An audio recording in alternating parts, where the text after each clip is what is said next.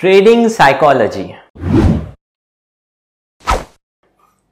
আপনারা technical analysis শুনেছেন, risk management শুনেছেন, এইটা থার্ড ট্রেডিং সাইকোলজি। এবার আপনারা হয়তো মনে হতে পারে যে এই সাইকোলজি কি, আমি কি সাইকিয়াট্রিস্ট নাকি, না আপনি কি সাইকো পেশেন্ট, সাইকোলজিটা কেন? But to be honest, psychology একটা অনেক বড় পার্ট প্লে করে ট্রেডিং এবং ইনভেস্টিংয়ে।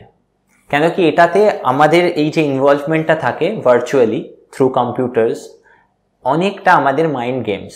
মানে আপনার স্কিল থাকতে পারে, কিন্তু আপনার যদি বিহেভিয়ার আর সাইকোলজি ঠিক না থাকে, আপনার এক্সিকিউশনটা ঠিক হবে না, সঠিক হবে না, আপনি বারবার বেঁকে যাবেন, মানে ভুল এক্সিকিউশনটা হবে। তো আজকের এই ভিডিওটা ট্রেডিং সাইকোলজির ওপরে, এবং আপনাদের সাথে একটা ব্যক্তির আলাপ করাবো।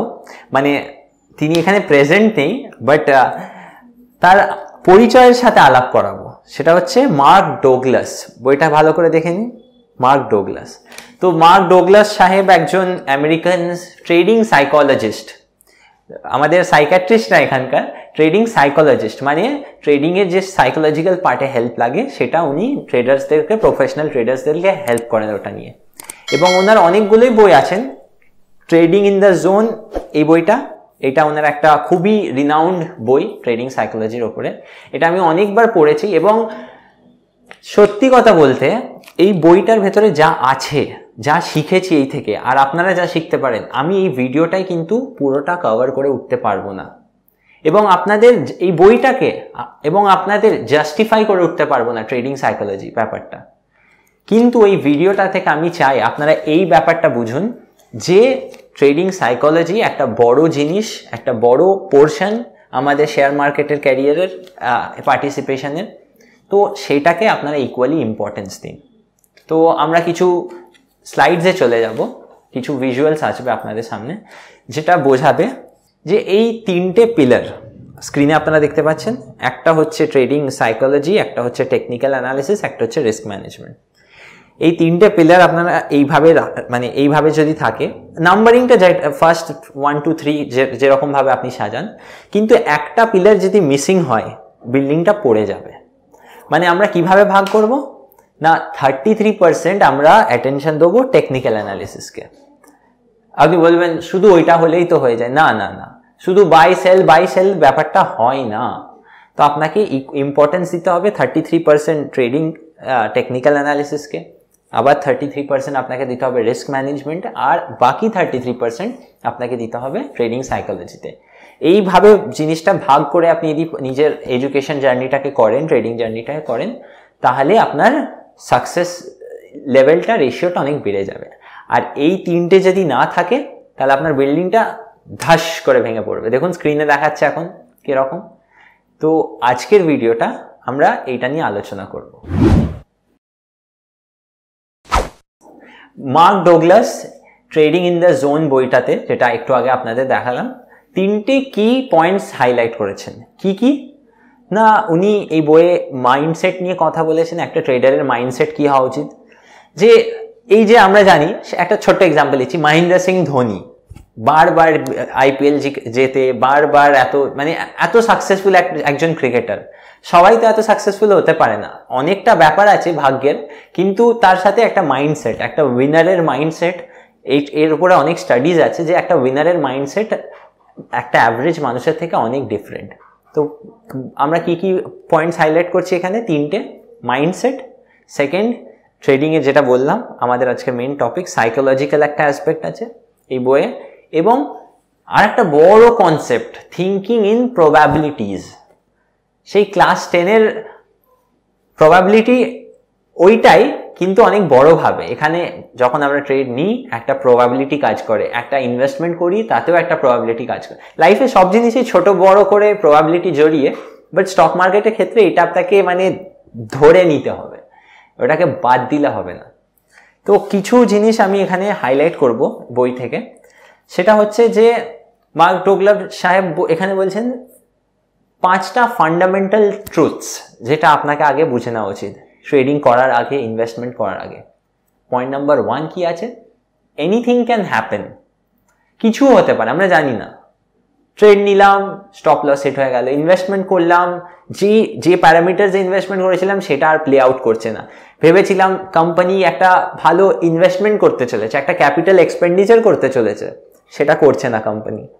তো ইনভেস্টমেন্ট আর কাজে লাগলো না, স্টক প্রাইসটা ঠিক হলো না ব্যাপারটা। সেকেন্ড পয়েন্ট কি বলছেন, you don't need to know what is going to happen next in order to make money।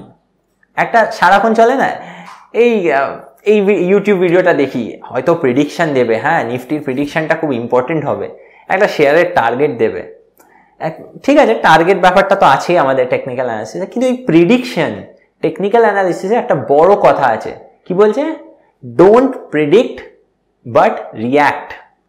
আবার বলছি, ডোন্ট প্রেডিক্ট বাট রিয়্যাক্ট, মানেটা হচ্ছে আপনি সময় বুঝে আপনার পাগুলো ফেলবেন টেকনিক্যাল অ্যানালিসিস যখন ফলো করছেন।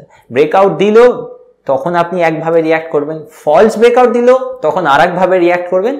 সমস্ত রিয়াকশন আপনার সিচুয়েশনের ওপরে হবে, মানে যা সিচুয়েশন ঘটবে আপনাকে সেই অনুযায়ী রিয়্যাক্ট করতে হবে, কিন্তু প্রিডিকশন না। সারাক্ষণ কত হবে নিফটি সোমবার দিন দাদা বাড়বে কিনা, স্যার এগুলো স্যারের কাছে অনেক কোয়েশ্চেন্স আসে এরকম, স্যার নিফটি সোমবার দিন কি হবে, তো স্যার ডাইরেক্ট বলে দেন কি হবে।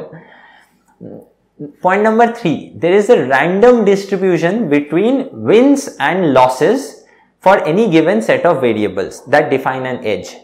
তো এজ কথাটা আমি পরে আসছি, এখানে বলছে র্যান্ডম সেট অফ ভেরিয়েবলস, মানেটা কি বলতে চাইছে, মানেটা হচ্ছে আপনি যখন ট্রেডস নিচ্ছেন, আপনি 5টা ব্রেকআউট ট্রেড নিলেন, 5টাই কি রাইট হবে না, 5টাই কি লস হবে, হতে পারে 5টাও রাইট হতে পারে, কিন্তু যখন আমরা লং টাইম ফ্রেমে ভাবি, মানে 50টা ট্রেড ভাবি, তো এটা হতে পারে না আপনি 50টা রাইট করলেন বা 50টা রং করলেন, ওতে একটা সেট অফ ভেরিয়েবলস কাজ করে, 5টা রাইট 2টো ভুল, 3টে রাইট 4টে ভুল, 5টা রং 3টে রাইট, এইভাবে 50টায় আপনি এগোবেন। তো আপনাকে এই যে 50টা ট্রেডের স্যাম্পল সাইজ, এর আগে আমরা রিস্ক ম্যানেজমেন্ট ভিডিওতে এটা আলোচনা করেছি, এইটাকে আপনাকে ভেবে নিতে হবে, সব সময় আপনার জাজমেন্টটা হবে যে আমার 50 ট্রেডসে কি হচ্ছে, আমি নেট প্রফিটেবল হচ্ছি কিনা। আপনি ভাবতে পারবেন না যে 5টা ট্রেড, আমি একজনের থেকে 5 লাখ টাকা নিলাম, 5টা ট্রেড করবো 50,000 টাকা উঠে যাবে, না না না, এটা এই মাইন্ডসেট নিয়ে শেয়ার বাজারে আমরা কখনোই নামি না। তো সেই জন্য আপনাকে ভাবতে হবে র্যান্ডম সেট, 2টো লস হতেই পারে, আপনাকে এটা মাথায় রেখে চলতে হবে, 5টা উইন হয়ে 10টা লস হয়ে যেতে পারে আপনার, এগুলো কিছু হতে পারে। তো এটা একটা ফান্ডামেন্টাল ট্রুথ নাম্বার 3 যেটা বলছে কিছুও হতে পারে, আপনাকে মাথায় রাখতে হবে। নাম্বার 4 কি বলছে, an edge is nothing more than an indication of a higher probability of one thing happening over the other। As কথাটা মানে ডেফিনেশনটা বড় আছে, আমি ছোট্ট করে বোঝাচ্ছি। বলা হচ্ছে যে আমাদের ট্রেডিং একটা এজ লাগে। এজ কেন লাগে, যে আপনি যে অ্যানালিসিসটা করলেন, একটা কয়েন যখন আমরা টস করি এইভাবে, হেডসও আসতে পারে টেলসও আসতে পারে, 50-50 দুটোর মধ্যে একটা আসতে পারে। তো আমরা যখন অ্যানালিসিস করছি, জিনিসটা 50-50 যেন না হোক, আপনি যেই প্যারামিটার্সটা চুজ করেছেন, যেটার ভিত্তিতে আপনি ট্রেডটা নিচ্ছেন, সেটার হওয়ার চান্সেস এবং প্রবাবিলিটি যেন বেশি হয়, এবং ওই যে সেটআপটা আপনার, যেটা দেখে আপনি ট্রেডটা নিচ্ছেন, ওইটা আপনার এজ মার্কেটে। আর র্যান্ডমলি তো আপনি কিনে নিতেই পারেন, একটা শেয়ার কিনলাম প্রফিট হয়ে গেল, একটা শেয়ার বেচলাম প্রফিট হয়ে গেল, কিছুও করলাম না। বাট যখন বারবার করবেন, আপনার যে ওই সিস্টেমটা, ওটাকে বলা হচ্ছে এজ মার্কেটে, ওটাই আপনার অস্ত্র মার্কেটের। তো এইটা একটা নাম্বার 4, এগুলো আমাদের দরকার, আমরা সবাই জানি, বারবার মনে করানো হচ্ছে বইয়ের থ্রু দিয়ে। আর পয়েন্ট নাম্বার 5 কি বলছে, every moment in the market is unique. Unique মানে কি, হ্যাঁ ইউনিক মানে এইটাই যে আপনি একটা রুল শিখলেন, ট্রেডিং রুল, গ্যাপ ট্রেডিং, আমরা জানি গ্যাপ আপ হয় গ্যাপ ডাউন হয়। তো গ্যাপ ট্রেডিং এর রুল কি বলছে, যে trade with in the direction of the gap, মানে যেই দিকে গ্যাপটা হয়েছে, গ্যাপ আপ হয়েছে তো আপনি কিনে খেলবেন, গ্যাপ ডাউন হয়েছে তো এটা অন্য আমাদের টেকনিক্যালের চর্চায় আমরা এগুলো আলোচনা করেছি, আপনারা দেখতে পারেন। তো এই যে গ্যাপ ট্রেডিং এর রুলটা আছে, গ্যাপ আপ হলে আপনি কিনে খেলবেন, হঠাৎ দেখা গেল গ্যাপ আপ হয়ে ওপেনিং হাই 1 হয়ে গেল, এবং ওপেনিং হাই 1 হওয়ার ক্ষেত্রে দামটা পড়তে লাগে, আপনি কিনে বসলেন সকাল সকাল, গ্যাপ আপ হয়েছে দেখে আনন্দে, তো ওটা রং হয়ে গেল। আপনি বললেন কি হলো, ট্রেডিং রুল তো ফলো করলাম, তো হতে পারে market is unique, market is supreme যেটা বলা হয়, আপনাকে মেনে নিতে হবে মার্কেটের ডিসিশন এবং আপনাকে আপনার সেট অফ রুলস বানিয়ে কাজ করতে হবে। তো এই ভিডিওর সেকেন্ড পার্টে আমি বই থেকে, যেটা আপনাদের আগেও দেখালাম ট্রেডিং ইন দ্য জোন, আবার বলছি আপনারা এই বইটা একবার ট্রাই করবেন পারচেজ করে এটা, বা লাইব্রেরি থেকে নিয়ে এটা পড়ার, খুবই খুবই ইম্পর্টেন্ট বই। অ্যাটলিস্ট আমি এইটুকু বলতে পারি, আপনার এখন যে ধরনের আপনি ট্রেডিং করছেন এই বইটা পড়ার পর আপনার মাইন্ডসেট এবং আপনার ট্রেডিং স্টাইলে অনেক চেঞ্জেস আসবে। তো বই থেকে কিছু আমরা ইম্পর্টেন্ট লেসন্স নিয়ে নিই। সেটা হচ্ছে এখানে বলছে যে technical analysis turns the market into an endless stream of opportunities. মানে অনেক অপরচুনিটি, আমরা জানি এই লাইন টানছি, সাপোর্ট রেজিস্ট্যান্স ব্রেকআউট করছে, বুল মার্কেটে তো শহে শহে ব্রেকআউট, প্রতিদিন ব্রেকআউট, আপনি চার্ট দেখলে মানে অনেকগুলো ব্রেকআউট পাবেন। তো অবশ্যই অপরচুনিটি তো আছে, কিন্তু এখানে যেহেতু আমরা আবার বলছি অপরচুনিটি থাকলে মানে লাভ যেরকম দেখতে পাচ্ছেন লসের ব্যাপারটাও তো আছে নাকি। তো এখানে আর একটা ব্যাপার আছে, উনি বলছেন if I had to distill all of the reasons down to one, মানে একটা কারণ সাকসেসের, এই যে অপরচুনিটি আসছে আর সাকসেস পাবেন, তো সেটার একটা কারণ বলছে I would simply say that the best traders think differently from the rest। যেটা আগে বললাম MSD মহেন্দ্র সিং ধোনির এক্সাম্পল দিয়ে, তাদের ভাবনা চিন্তাই আলাদা রকমের হয়। তো এই ভাবনা চিন্তার পেছনে আমাদের একটু বিল্ড করতে হবে যে কি বাবা ভাবনা চিন্তা মানে কি, তারা কি এমন ভেবে বসে, তারা কি মানে মহান নাকি সারাক্ষণ ভাবছে সব সাকসেসফুল হবে, তিনি ওয়ার্ল্ডের বেস্ট ট্রেডার, না না, মানে চিন্তা নেই, ওটা নিয়ে আমরা আলোচনা করছি। তো এখানে কি বলা হচ্ছেন যে the best traders not only take the risk, they also have learn to accept and embrace the risk. এই কথাটা আবার এসে যাচ্ছে যে বেস্ট ট্রেডার্সরা রিস্ক ব্যাপারটাকে এমব্রেস করে, মেনে নেয় যে স্টক মার্কেটে আছি, ব্যবসা করছি, ট্রেডিংটাকে ব্যবসা হিসাবে ট্রিট করছি, লাভ এবং লস দুটোই হতে পারে, but at the end of the day আমার সিস্টেম এমন, মানে এন্ড অফ দ্য মান্থ বা এন্ড অফ দ্য ইয়ার, যে আমি প্রফিটেবল হব, নেট প্রফিটেবল হব। এইটা একটা খুব বড় অ্যাসপেক্ট যেটাই উনি এমফাসাইজ করেন। কারণ আমি বলছি এই জায়গাটা যে the risk is inherent in trading, do not cause the best traders to lose their discipline, focus and sensible। মানে ওনারা যখন মেনে নিচ্ছে না রিস্ক আছে স্টক মার্কেটে আর রিস্কটাকে অ্যাকসেপ্ট করছে, তখন ওনাদের রুলস ভাঙে না। ওনারা যারা বেস্ট ট্রেডার্সদের কথা বলছি আমরা, তারা তাদের ডিসিপ্লিন ফলো করে, তাদের ফোকাসটা রাখে এবং তাদের সেন্স অফ কনফিডেন্সটা থাকে। দুটো স্টপ লস হিট হয়ে গেলে থার্ডটা নিতে গিয়ে তারা আটকায় না, একটা দোনামোনা ভাব আসে না, ঠিক আছে। তো এই রিস্ক যখন আমরা অ্যাকসেপ্ট করি এই ব্যাপারগুলো আমাদের একটা প্লে করবে, যে আমরা কনফিডেন্ট থাকবো, দুটো তিনটে স্টপ লস সেট হলে কিচ্ছু মাইন্ড করবো না, কারণ আমরা জানি আমাদের সিস্টেমটা ভালো, আমাদের end of the year profitable করবে। তো এখানে বলছেন trying to avoid something that is unavoidable will have disastrous effect in your ability to trade successfully. মানে যেটা আছে সেটাকে তো মেটাতে পারি না আমরা, আর মেটাতে গেলে তার কনসিকুয়েন্সেসগুলো ভুল হবে, রিস্কটাকে আমরা মিটিগেট করতে পারি না। আমি একটা ছোট এক্সাম্পল দেবো যেটা আমি এই বইটা পড়ে বুঝেছি, যে আমাদের রিয়েল লাইফে আমাদের ছোট থেকে অনেক কিছু বলা হয় যে ছুরি হাত দিও না, হাত কেটে যাবে, আগুনে হাত দিও না, পুড়ে যাবে। তো আমাদের ভয় দেখানো হয়, ভয় ইন দ্য সেন্স ভালোর জন্য, যে এই জিনিসগুলো করলে আমাদের ক্ষতি হতে পারে। কেউ কি বসতে বারণ করে, বসো না খারাপ হবে, না অবশ্যই না, একটা বাচ্চাকে এটা বলা হয় না, কিন্তু আগুন ছুরি এইসব জিনিস থেকে সাবধান করা হয়। কিন্তু ট্রেডিং এর জগতে মানে স্টক মার্কেটে আমাদেরকে কেউ বলার নেই যে দেখুন এই বাইটা ভুল জায়গায় করছেন, আপনি কিন্তু এই ট্রেডটা খুব উঁচু দামে কিনছেন, কোম্পানিটার ফান্ডামেন্টালস ভালো না তাও আপনি কিনছেন, এগুলো বলার কেউ থাকে না আমাদেরকে। তাই জন্য ট্রেডিং মানে এই শেয়ার মার্কেটের জগৎটা একটা অনেক বিশাল সমুদ্র হয়ে দাঁড়ায়, এবং সেই সমুদ্রে আমরা ভাবি যা নাই তাই করতে পারি।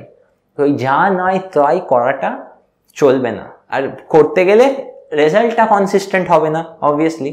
তো সেই জন্য আমাদেরকে এই রুলস অ্যান্ড রেগুলেশনগুলো তৈরি করতে হবে এবং সেটাকে ফলো করতে হবে, যাতে আমরা ভুলগুলোকে এড়োই এবং ঠিক কাজগুলোকে করতে পারি। তো এত তো বুঝলেন যে ঠিক আছে রিস্ক অ্যাকসেপ্ট করে নেবো, ভুল হলে ভয় খাবো না, ফিয়ার, এই যে বারবার একটা ফিয়ার এলিমেন্ট কাজ করে, কখনো কেনার ফিয়ার, কখনো বেচবার ফিয়ার, বেঁচে গেলে দাম বারবার ফিয়ার, রিগ্রেট ব্যাপারটা তো স্টক মার্কেটে আছেই, থাকবেই, এটা আমরা কেউই বাদ দিতে পারি না, এটা মানে সবারই সাথে প্লে করে। তো এটাকে একসেপ্ট করে নিলাম। তো সলিউশনটা কি? সলিউশন বলতে দেখুন, বইয়ে একটা সলিউশন বলছে, সেটা আমি পড়ে আপনাদের বলতে পারি। বলছে you will need to learn how to adjust your attitude and beliefs about trading in such a way that you can trade without slightest bit of fear. মানে এই বইটা পড়ে আপনাকে এইটা তৈরি করার চেষ্টা করছে যে আপনাকে নিজে, এতে কিন্তু টেকনিক্যাল অ্যানালিসিসের ব্যাপারে লেখা নেই একটাও, বাইং প্যারামিটার, সেলিং প্যারামিটার কিচ্ছু লেখা নেই। আপনি যদি এইটা ভেবে থাকেন তাহলে এই বইটা সেটা না, ঠিক আছে? এখানে বলছে আপনার মাইন্ডসেট আর সাইকোলজি নিয়ে, যেটা আমাদের টপিক। তো তাই বলছে যে you will need to learn to adjust your attitude and beliefs about trading in such a way that you can trade without slightest bit of fear. এই ভয় ব্যাপারটা আপনার থেকে বেরিয়ে যাবে। আর আমি আশা করছি বইটা পড়লে আপনার মাইন্ডটা এখন ক্লিয়ার হবে ট্রেডিং নিয়ে আর ইনভেস্টিং নিয়ে, এই ভয়টা বেরিয়ে যাবে।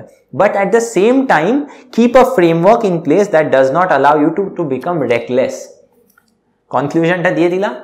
লাস্টের মানেটা হচ্ছে যে ভয় খাবো না, ট্রেডস নেবো, প্যারামিটার্স মানবো, রুলস মানবো, কিন্তু রেকলেসও হয়ে যাবো না, এই বেচছি, হ্যাঁ এইখানে বাই দিয়েছে না। এই সব কিছুকে আমরা ঠিকভাবে একটা মানে সিস্টেমে পরিণত করে আমাদের একটা মানে আমরা ভালো একটা ট্রেডার হওয়ার চেষ্টা করবো, ভালো ইনভেস্টার হওয়ার চেষ্টা করবো। প্রসেস, ইনভেস্ট করুন, ট্রেড করুন, শর্ট টার্ম করুন, লং টার্ম করুন, প্রসেস আছেই, এটা গ্যারেন্টিড। আপনাকে একটা পদ্ধতি বানাতেই হবে, আর ওই পদ্ধতি যখন ফলো করবেন তবেই আপনার কনসিস্টেন্সি আসবে। আশা করছি বোঝাতে পারলাম ট্রেডিং সাইকোলজি একটু হলেও। অবশ্যই আবার বলছি, বইটা আপনারা পড়বেন, কিনে পড়বেন, এবং আপনাদের খুব হেল্প হবে। আশা করছি ভিডিওটা ভালো লাগলো আপনাদের। ধন্যবাদ। নমস্কার, সিদ্ধার্থ চ্যাটার্জি। আমার ইউটিউব প্রোগ্রাম আপনাদের ভালো লাগলে সবাইকে বলুন শেয়ার করতে এবং সাবস্ক্রাইব করুন। সঙ্গে আছে টেলিগ্রাম, সঙ্গে আছে ফেসবুক নতুন, আর সঙ্গে আছে ইনস্টাগ্রাম নতুন। এই প্রত্যেকটা লিঙ্ক আপনি এখানে পাবেন।